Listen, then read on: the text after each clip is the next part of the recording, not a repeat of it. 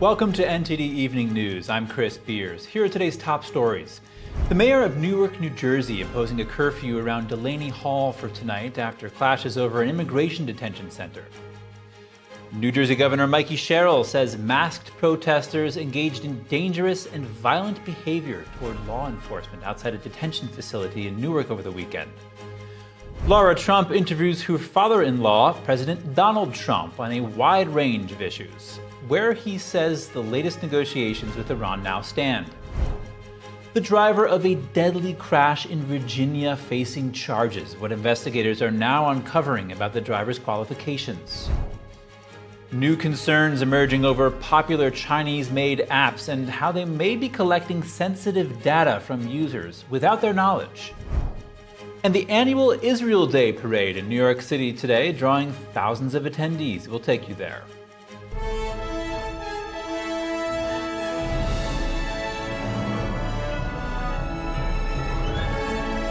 This is NTD Evening News, live from our global headquarters in New York City.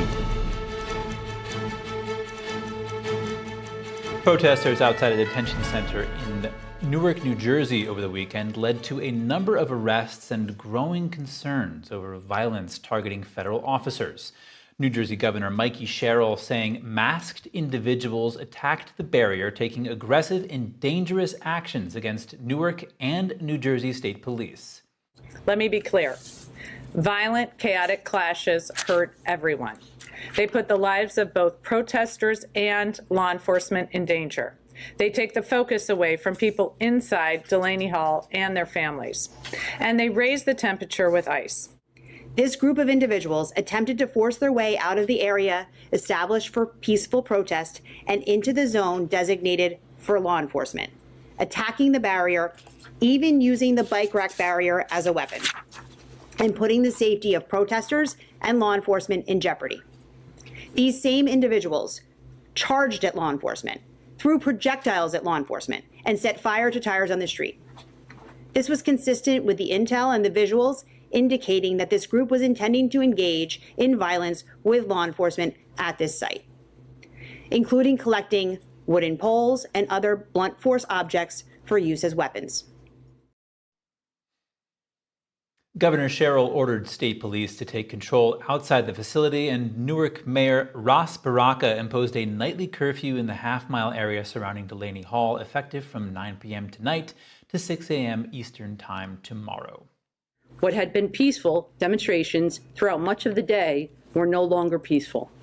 And there were concerns about the safety of the protesters and the law enforcement personnel.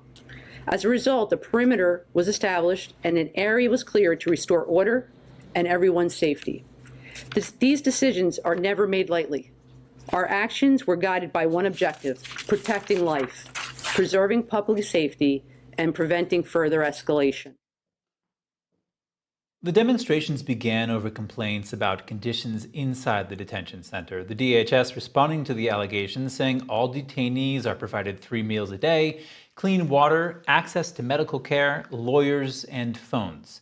But attention is now shifting to officer safety. Federal authorities say officers have been kicked, punched, and even bitten during clashes with protesters. The FBI also arresting a man accused of threatening to kill an ICE officer and their family. DHS previously saying ICE has higher detention standards than most U.S. prisons. Secretary of Homeland Security Mark Wayne Mullen calling the governor's move to create a peaceful, protected protest zone outside Delaney Hall a win for law and order. He also noted that Sherrill had previously declined to allow state police to work with federal agents. President Trump sat down with his daughter-in-law, Lara Trump, for an interview on Fox News. Lara Trump is the wife of the president's son, Eric Trump. She asked the president a range of questions on current events impacting Americans. Here are the highlights. The interview opened with a question about Iran. Lara Trump asking President Trump about the ongoing negotiations. The one guarantee that I have to have is that there will be no nuclear weapons. They've agreed to that. And it was very interesting. They originally said, we will not develop a nuclear weapon. I said, well, what happens if you buy a nuclear weapon? So now it says we will not develop or in any way purchase a military weapon. That's a big difference. President Trump also emphasizing the need to root out fraud. In a March executive order, he directed the creation of a special task force to eliminate fraud. If we find half of the fraud that's going on in this country, and we will, we're going to have a balanced budget very soon. Think of it. It's amazing. Which we haven't had for 30 years. Looking to some of the unique upcoming sports events coming to the nation's capital, the president clarified some things about the date of the UFC bouts at the White House and the IndyCar race near the National Mall. Well, we're a few weeks away. You can see outside the construction is happening from this amazing, historic UFC event. It's obviously right outside on the White House lawn. It coincides with your 80th birthday, which is incredible. I hate to hear that name. And that's on June 14th, and it's the hardest ticket. I have never been asked for people. Everybody wants. I'm going to make more enemies. And it's about 4,000 seats, and then they're going to have close to 100,000 people in the back where they're putting up 8 massive screens. And it's all free. It's all free. It's really a contribution from UFC to 250, meaning the 250 years our country, our great country. Saying while June 14th is his birthday, it's also Flag Day, so it happened to be the best night for the event. The president and Lara Trump also took a look at the construction going on White House grounds. The president telling his daughter-in-law about the construction of the White House ballroom and what the building's legacy will be. And this is far more than a ballroom. Like you said, this goes down. This is a massive 6 complex. stories. Yep. This is a massive complex and very much related to the military, very much related to Secret Service. From the standpoint of usage, other presidents will have it for 200 years. I'll have it for about 6 months. In other words, when it's finished, I'll only have the use of it for 6 months. It's a great facility, and we're going to have the inauguration here. The United States and Japan agreed to deepen defense cooperation. They also agreed to accelerate the joint development of production of advanced missile systems. Meeting on the sidelines of the Shangri-La dialogue in Singapore, Secretary Hegseth and Japan's defense minister discussed a new initiative known as Operation Supercharge. The plan aims to speed up the development and mass production of key weapons, including SM-3 missile interceptors and AMRAAM air-to-air missiles. Beyond defense manufacturing, a major focus of the talks was China. The two allies reaffirmed their commitment to respond with what they called unwavering resolve to regional security challenges as Beijing continues to expand its military presence and aggression in the Indo-Pacific. Japan and the U.S. also agreeing to expand joint military training and exercises across Japan. The two also endorsed the temporary deployment of U.S. ground-based missile systems to Japan. Taiwan's Ministry of Digital Affairs is warning that several popular Chinese-made apps may pose cybersecurity risks. Officials say an investigation found 4 apps that may be collecting sensitive data from devices without their users' awareness. The findings are raising concern over how personal information is accessed and sent back to China. The review looked at apps including navigation platform AMAP, video services Bilibili and iQIYI, and messaging app Bimo. Officials tested whether the apps are tracking users, sharing data across apps, and collecting information from devices. AMAP was flagged as the highest risk. Investigators say it can access location data, contacts, photos, the microphone, and gather other sensitive information. And some of that data is transmitted to servers in China. The report comes amid wider scrutiny of Chinese tech firms abroad, with some facing potential security restrictions. Taiwan has banned the government use of Chinese-made apps and is urging its citizens to remove those apps as soon as possible. Joining me now to continue our discussion of Taiwan's warning for users of Chinese apps is Joshua Phillip, senior investigative reporter for the Epoch Times and host of Epoch TV's Crossroads. Josh, welcome. What are the national security implications of apps headquartered in China? Well, one of the biggest ones is that data may be sent to Chinese servers. Under Chinese law, including the national security law, any data in China needs to be both secure and, quote, controllable by the Chinese Communist Party. So the CCP can basically monitor everything effectively. And that's been an ongoing concern when it comes to national security, state secrets, corporate secrets, anything that could be sensitive in terms of, spying, hacking, even fraud, things like this. It's a real serious threat. Have there been any instances of the Chinese regime using information it collects via apps in order to harm American citizens? In terms of apps and in terms of evidence on that, not really direct, but there is evidence of them exploiting information stolen from, cyber attacks, surveillance, and everything else. We do know that TikTok has become a major concern, for example.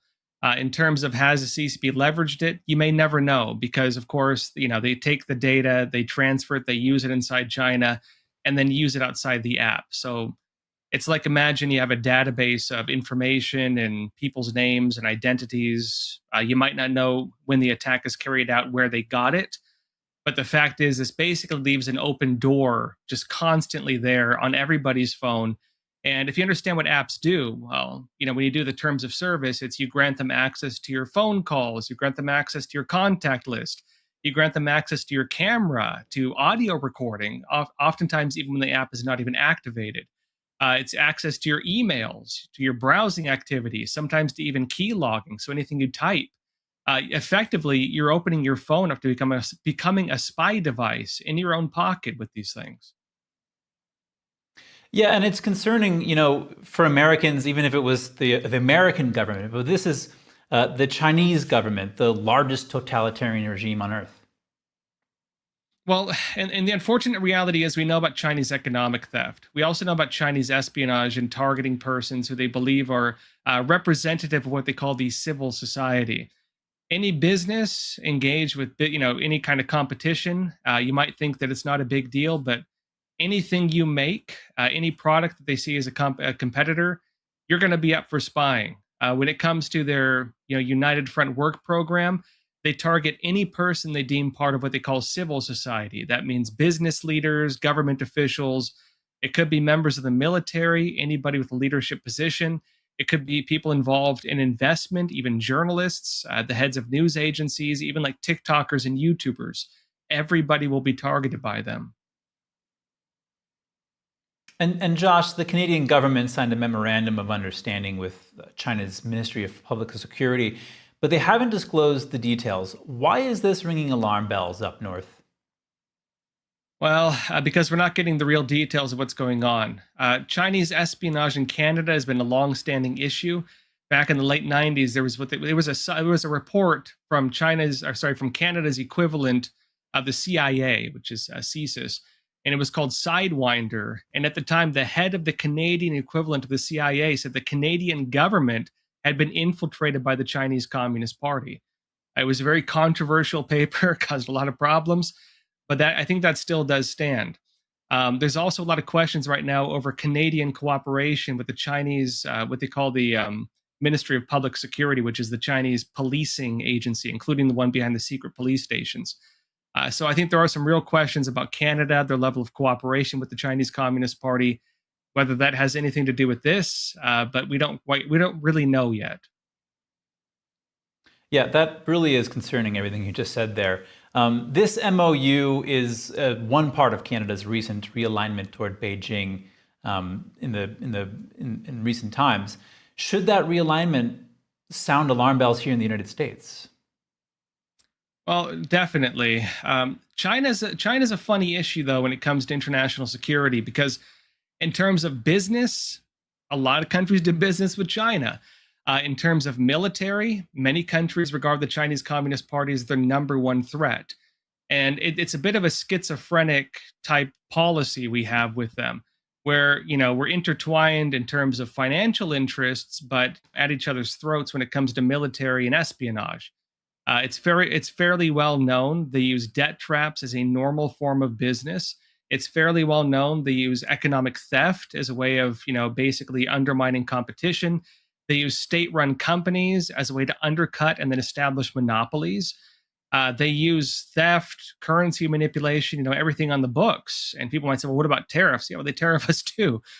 They use everything on the books effectively to undermine the economies of other countries alongside different forms of bribery, blackmail, and political warfare. So we're not competing on fair grounds with them. And the policies are oftentimes very two-faced. They don't always make total sense. There's a lot of cognitive dissonance with it. Josh, all of what we're discussing here seems to fall under China's unrestricted warfare doctrine. Explain this concept for our audience and what you think the United States should do about it. Well, Unrestricted Warfare was a book written by two Chinese colonels in the late 90s and, was never official policy, but among people who work in defense, a lot of China watchers, it's regarded as effectively a roadmap of what we can see them doing on the surface. The reason it's taken seriously as if it were policy is because we know they do every single thing listed in what these colonels basically proposed. What it proposed was a war using 72 forms of unconventional warfare, non-military, trans-military, and unconventional military.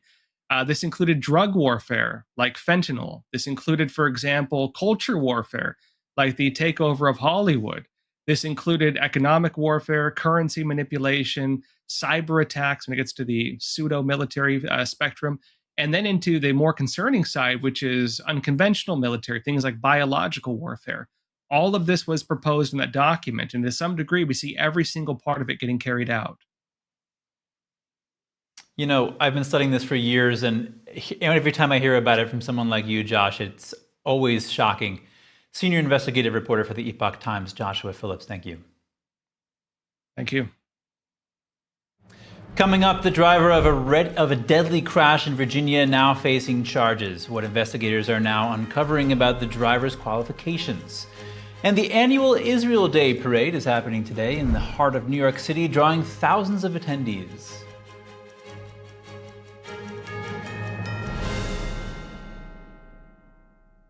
This is how I keep my joints happy. Omega XL is a powerful natural supplement backed by 40 years of clinical research. Take control of your pain, like Cynthia Bailey. My knees in particular started giving me pain issues all the way back to my modeling days, from just running through airports, photo shoots. After taking Omega XL, I really started to notice how less stiff I was, especially my knees and my hip. Has Omega XL changed my life?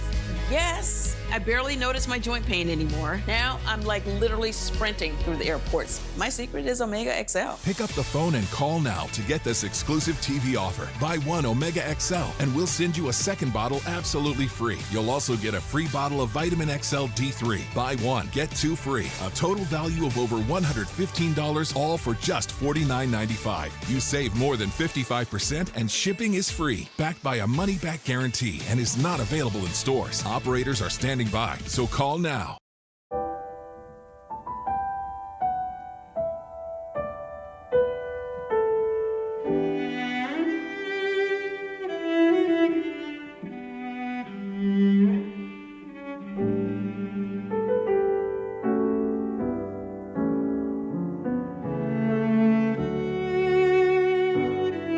大提琴不仅仅是一件乐器，它是有生命、有感情的，需要我们精心的照顾。往往我们一个小小的动作，可能都会对人情绪产生微妙的影响。天音的品牌是福星，我们对于传统的理念很荣幸被神韵艺术团选为指定供应商。时间是酿造音色的不可替代的陪伴。我跟大提琴已经有60多年的友情了，每一把琴都有它自己的个性，熟悉它，才能真正发挥它的潜力。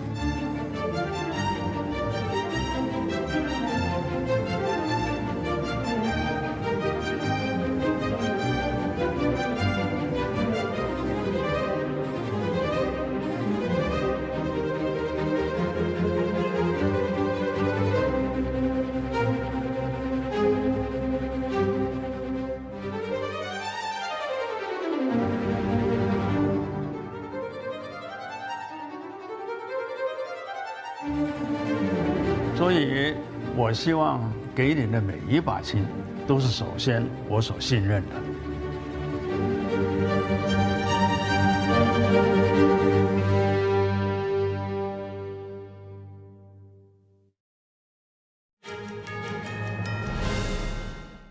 Welcome back. New details on the deadly crash in Virginia that killed 5 people, including 2 children, and dozens left injured. Virginia State Police announcing yesterday that the bus driver is now facing charges. Authorities say the bus slammed into stopped traffic on Interstate I-95, setting off a series of crashes. A 13-year-old girl and a 7-year-old boy among the victims. The driver, Jing S. Dong of Staten Island, has been charged with 2 counts of involuntary manslaughter. The motor coach struck the rear of the traffic queue, causing a chain reaction crash involving multiple other vehicles. According to local first responders, 5 occupants of passenger vehicles in the traffic queue were tragically killed. Numerous other occupants, including the bus driver, were injured and some seriously. Multiple fire and rescue departments responded to the scene. Crews included 13 transport units, 2 heavy rescue squads, and multiple engines and trucks. Transportation officials say the case is raising broader concerns about standards for commercial driver's licenses. Transportation Secretary Sean Duffy, citing local police, says the driver does not speak English.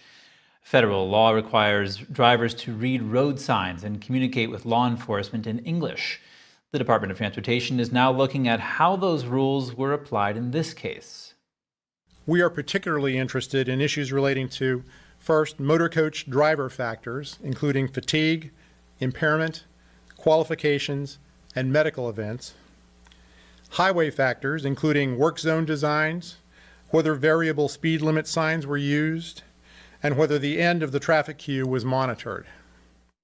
The death toll from a chemical tank rupture in Washington state climbs to at least 11 as crews recover the bodies of all those missing. Watch. At least 11 people are now confirmed dead in the chemical tank rupture in the U.S. state of Washington, authorities said on Saturday. That's after they recovered the bodies of all 9 missing people in the implosion. The accident happened at a Nippon Dynawave packaging facility in the early morning on Tuesday in the city of Longview, north of Portland, Oregon. The tank contained white liquor, which is a chemical solution of sodium hydroxide and sodium sulfide used in making paper pulp, according to a joint statement between Nippon and the Cowlitz Sheriff's Department. A community vigil was held after 2 fatalities were confirmed on Tuesday, while the search for the 9 missing had carried on through the week. Multiple people were also sent to hospital with chemical burns and other injuries. The ruptured tank had contained about 900,000 gallons of white liquor. Tests confirmed that contamination had entered the nearby Columbia River, officials have said. But they said no negative health impacts had been detected on air quality or the drinking water of the city of Longview. Around 600,000 Texan children are homeschooled. A leading statewide organization shares with us their efforts to grow the movement and why it matters to so many families.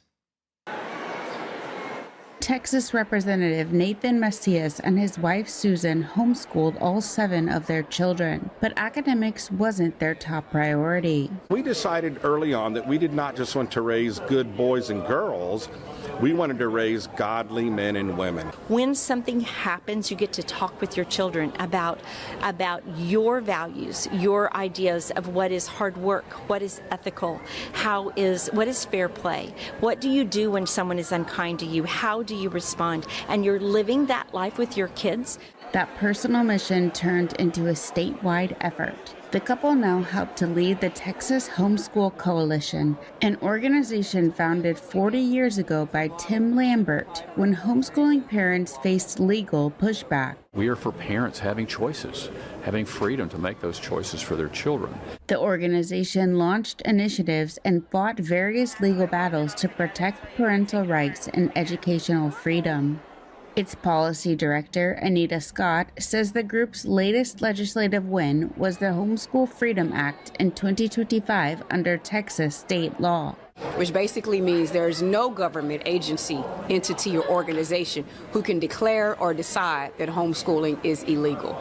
Now the largest state homeschool organization in the country, the group offers many resources, trainings, and events, like the annual Texas Homeschool Convention and graduation ceremonies for homeschooled seniors. We got overwhelmed with how much help, guidance, and nurture environment that you can get here that we decided that this is the place that we want to continue with. The coalition hopes their efforts can help homeschooling Texans continue to pass down faith and strong moral character to the next generation.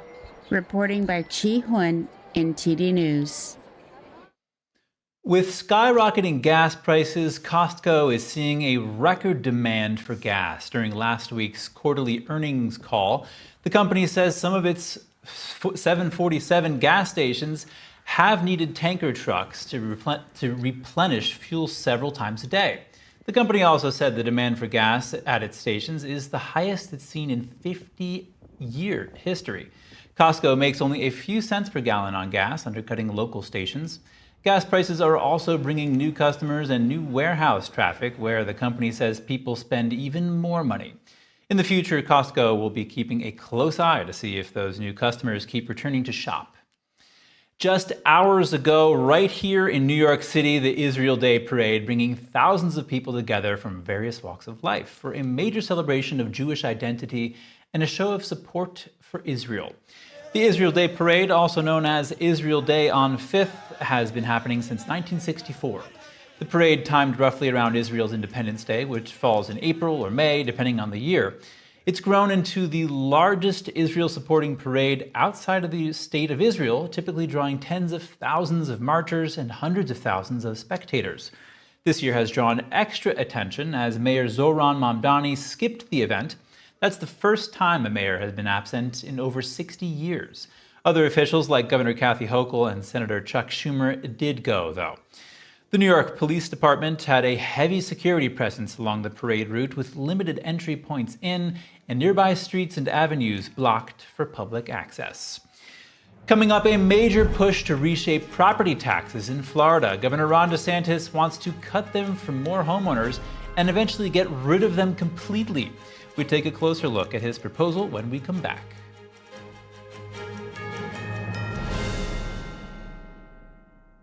There is a road laid out for me. Boxes everywhere. And this is gonna be Addie's room. I am blind. You're really gonna like it. I hope so. Yeah.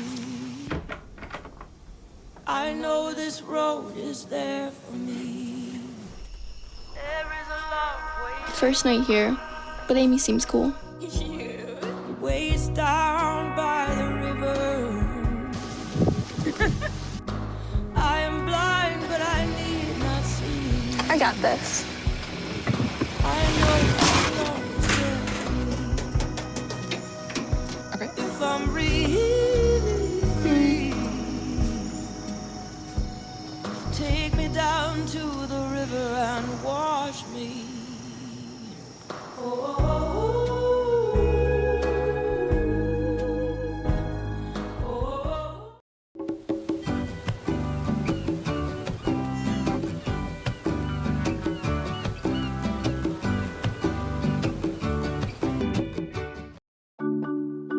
My mom and dad were traditional Asian parents. Now my father would go to work before I woke up in the morning, and then he would come home too tired to play with me.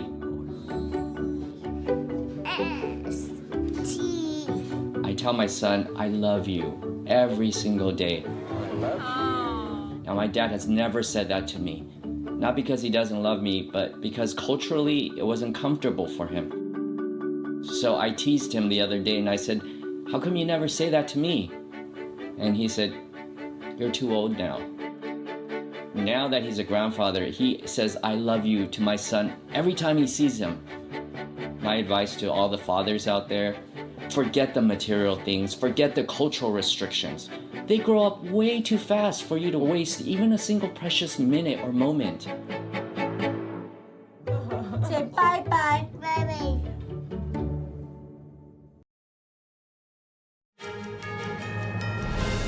Welcome back. Florida Governor Ron DeSantis is pushing what could become one of the biggest property tax reforms in the state's history.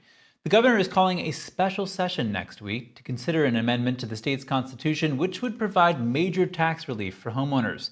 The plan would raise the tax-free amount for many primary homes in Florida and set a path toward eliminating property taxes on those homes over time. Here's more. Governor Ron DeSantis says rising property taxes are making it harder for Floridians to achieve the American dream. His plan, titled Save Our Homes from Excessive Property Taxes, would expand Florida's homestead tax exemption and eventually eliminate property taxes on primary homes. Following the announcement, DeSantis appeared on Fox News to make his case. He says homeowners deserve relief as property tax collections continue to grow. I want the American dream available for people of all walks of life, but particularly our young people who are starting families. You're going to be able to buy a tax, that's going to be one, or buy a house and have that tax relief from you. That is going to be a huge, huge boon. The plan would exempt the first $250,000 of a primary home's value from taxation. It would also limit future property tax increases on businesses and require local governments to use remaining revenue for core services like public safety and infrastructure. DeSantis says the state has resources to help communities that need it. Because we have a surplus, we're going to create a state trust fund and we'll issue grants to local governments. If some police department needs help, we have the resources to do it. Lawmakers are expected to take up the proposal during next week's special session. Any constitutional amendment would require voter approval.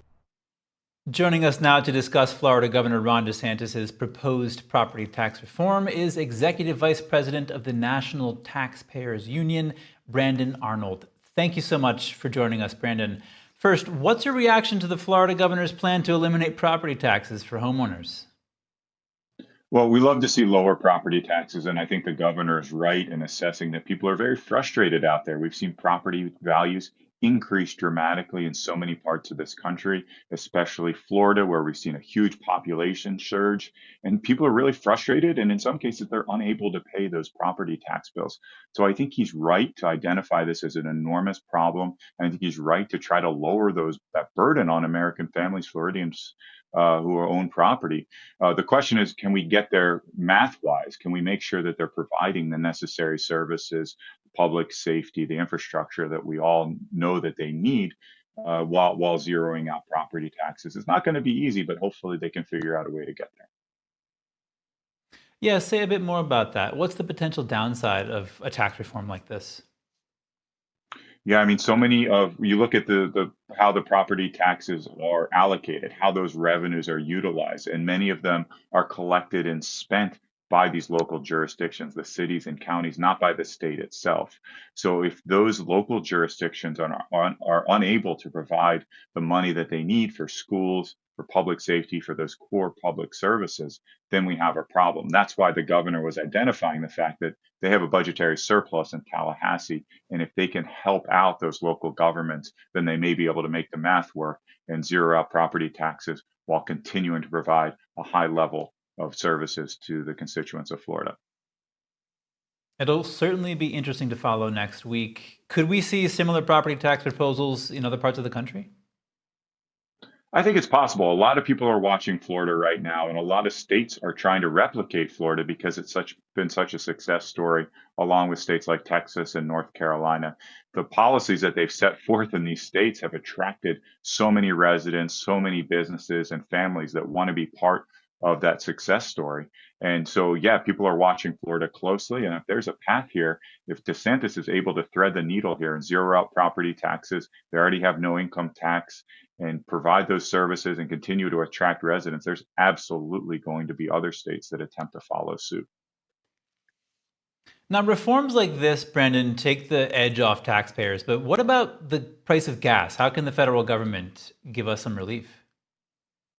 Yeah, that's a whole nother can of worms, and that's a really tricky situation. The best way to lower the gas prices, we all know, is to end the conflict in the Middle East. The quicker we wrap that up, the more readily we're going to see gas prices fall. Beyond that, I would like to see additional permitting reforms.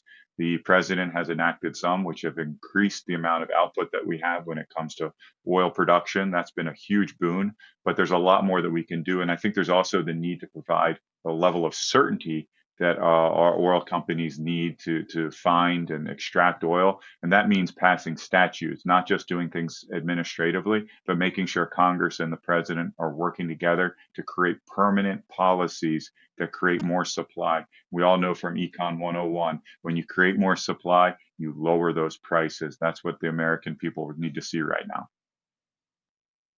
Yeah, and expanding on that, you've mentioned the possibility of increasing imports to lower prices. What would that look like?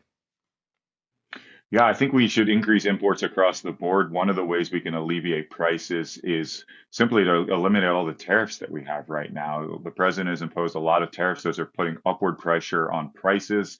The quicker we get rid of those tariffs, the better off we're going to be price wise. I think one of the issues that we see, one of the issue areas that we see, things like beef. If you've gone to the grocery store lately, you've seen just exorbitant prices for ground beef. It could be $6, $7, $8 a pound or even more.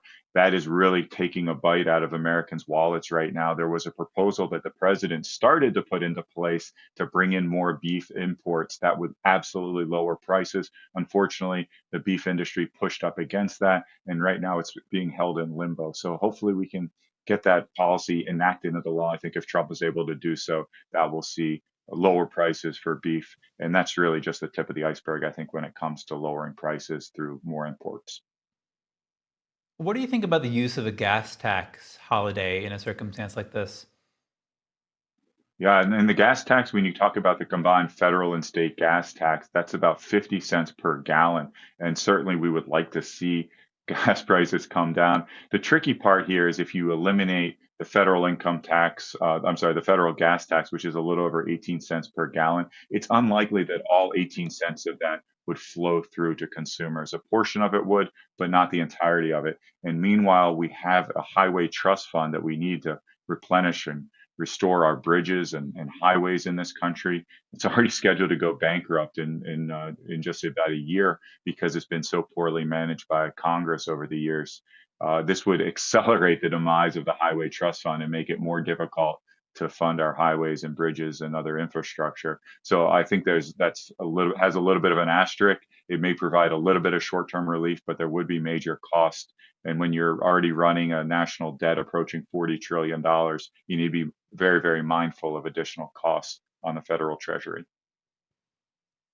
Brandon, what are you hearing from everyday Americans about the impact of increased gas prices on their lives?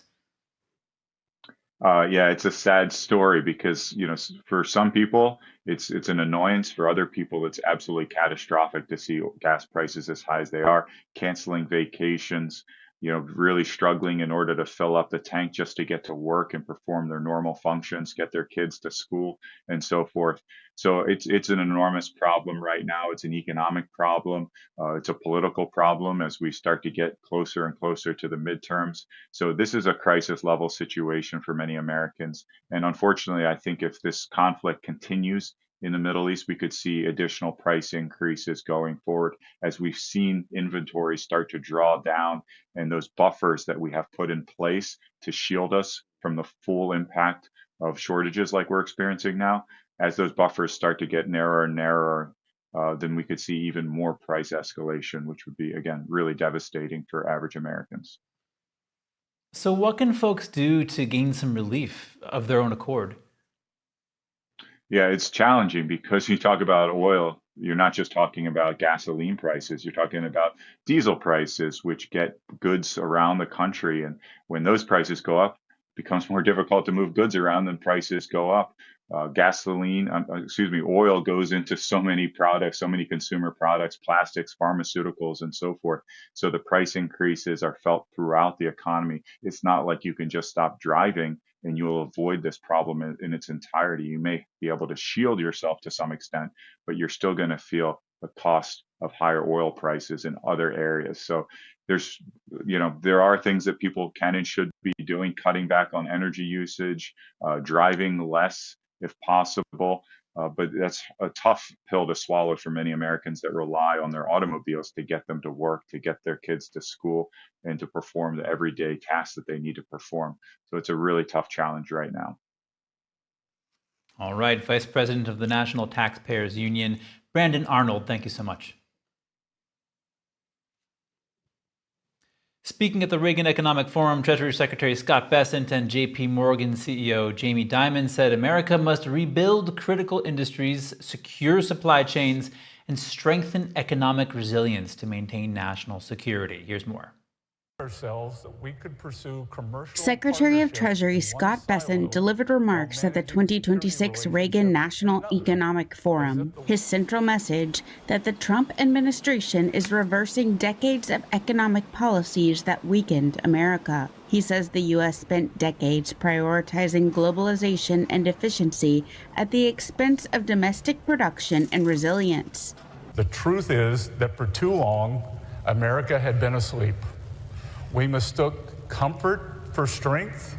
We substituted efficiency for resilience and consumption as a measure of prosperity. We told ourselves that so long as goods were cheaper overseas, it did not matter whether factories went dark in Michigan, Ohio, or Pennsylvania. But America has awakened. We are alert to the fact that a resilient economy is the foundation of a strong republic. As President Trump has been doing, then this country will not simply patch over our vulnerabilities.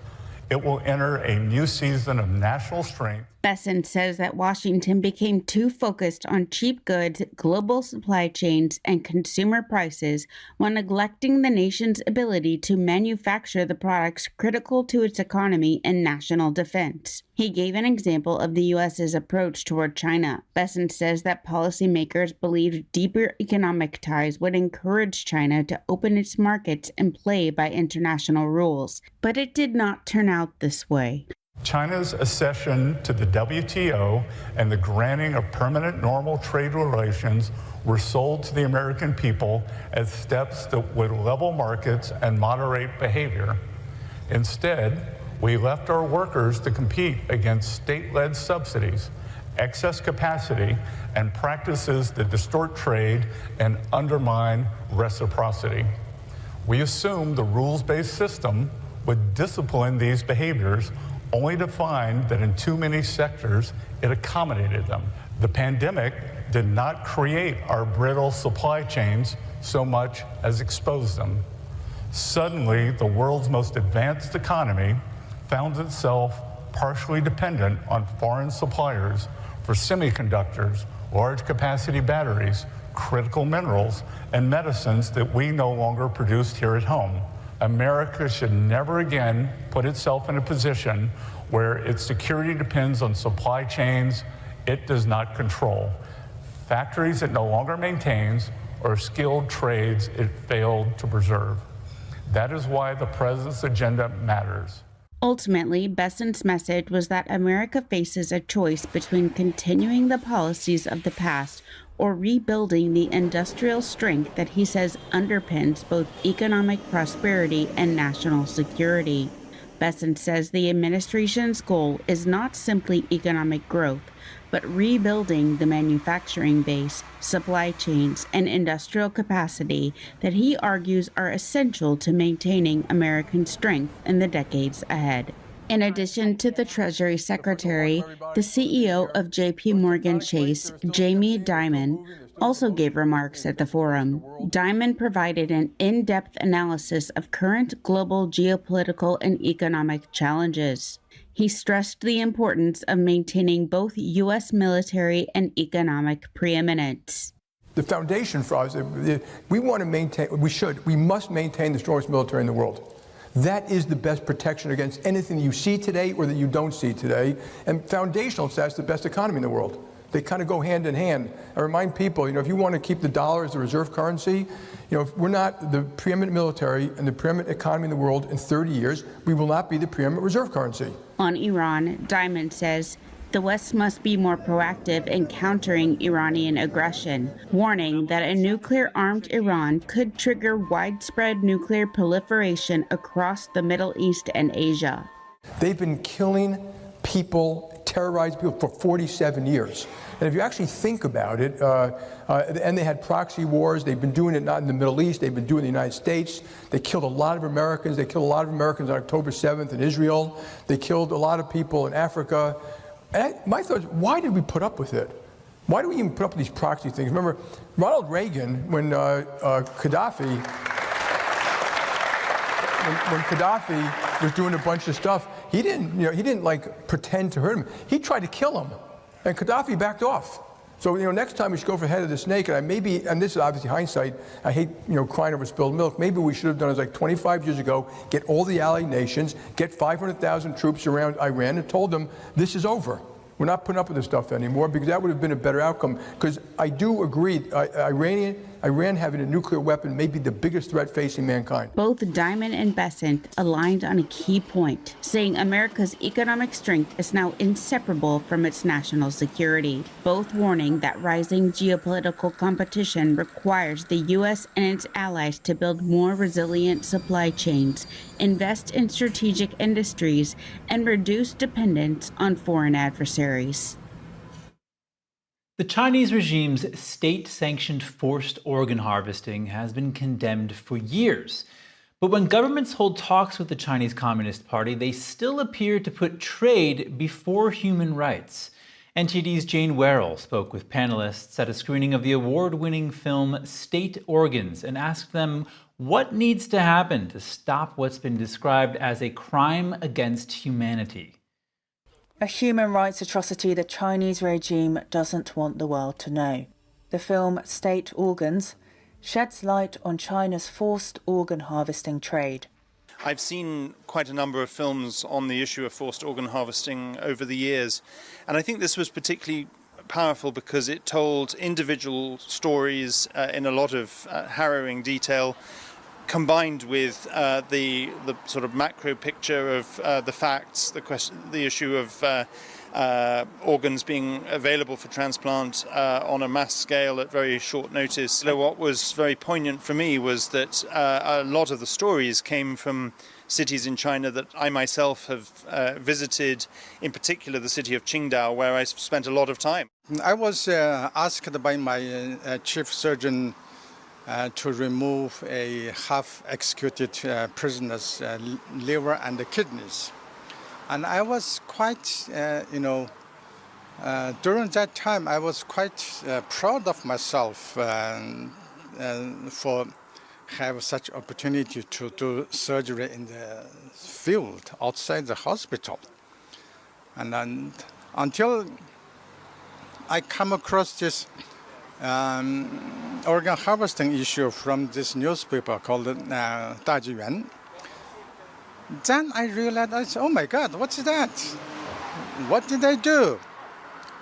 Yeah, that has made me so guilty. So I said, no, I cannot take this guilt with me because my heart cannot carry it. So I have to let it out. And that's why I stand out and doing it, carrying it, yes, fighting for it.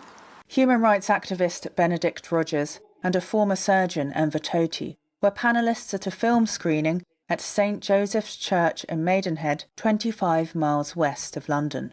In 2019, an international tribunal held in London ruled that forced organ harvesting has taken place in China for years on a significant scale and still continues. It found practitioners of the Buddhist school practice Falun Gong were the primary victim group, and that other persecuted minorities, such as Uyghurs in the Xinjiang region, Tibetans and House Christians, were also at risk. Talks about trade often seem to take centre stage when governments deal with China, but there's an increasing pressure to put the Chinese regime's human rights violations into focus. The China tribunal, chaired by Sir Geoffrey Nice, concluded that this is a crime against humanity. And in the words of the tribunal judgment, they said, we need to remember that the Chinese state is a criminal state because of this activity.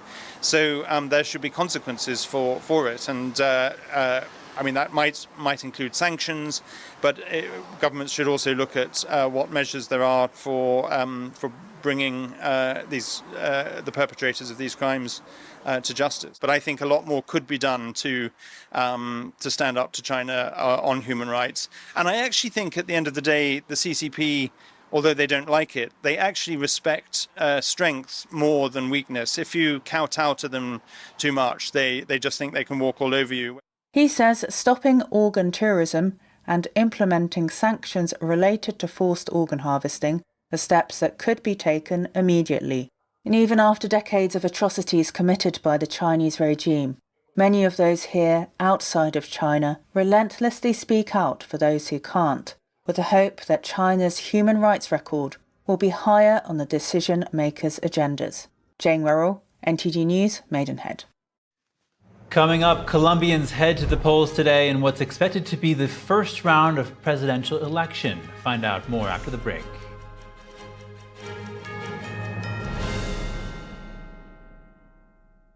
In the design studio by Mathis Home, when our suppliers offer us special discounts, we pass the savings on to you.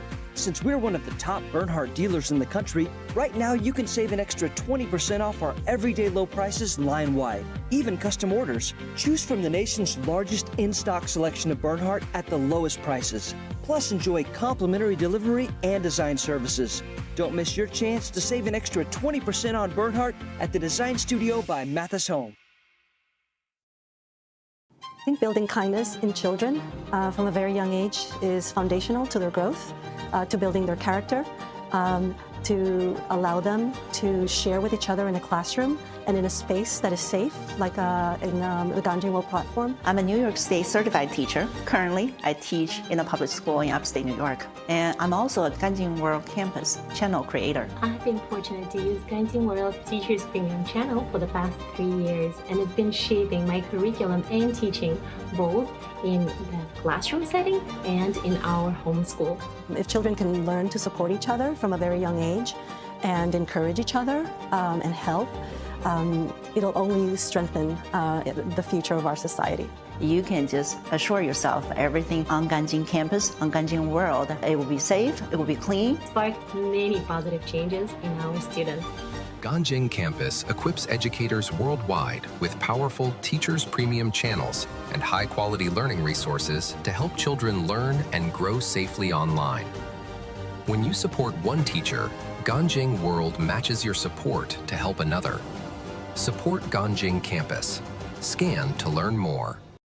Shenyun Creations, the streaming platform from Shenyun, featuring world-class dance, past programs, and all original music.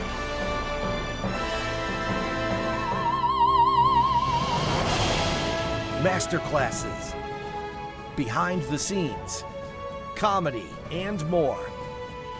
Explore shenyuncreations.com.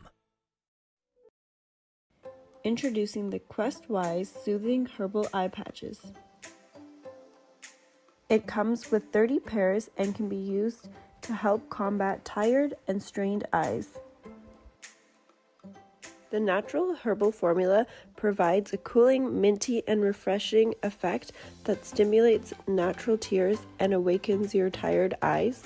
Placing the eye patches around your eyes helps to reduce dryness and massages acupuncture points. They can be worn while reading, studying, using electronics, and provide hours of long-lasting relief.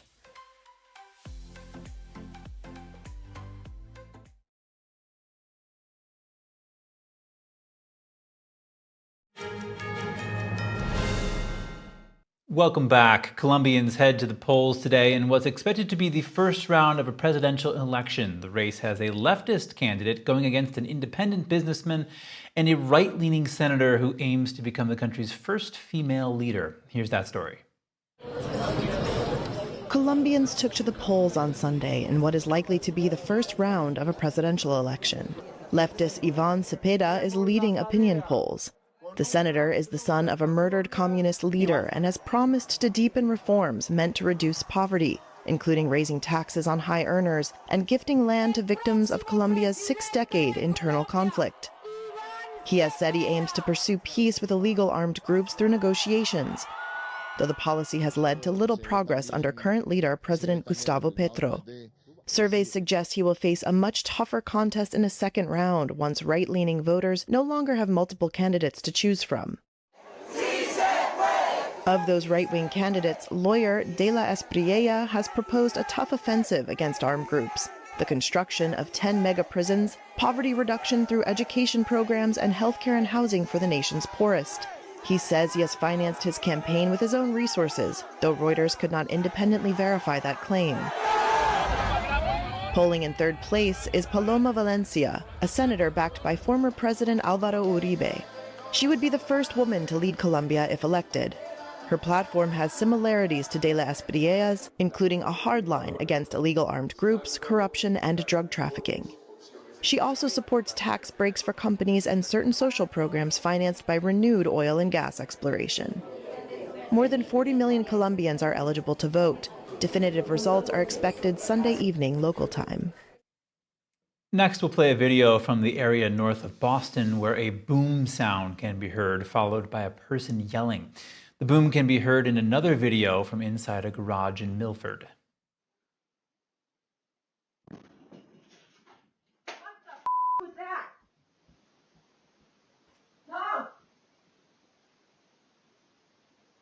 Sonic booms startled the Northeast on Saturday, according to the American Meteor Society.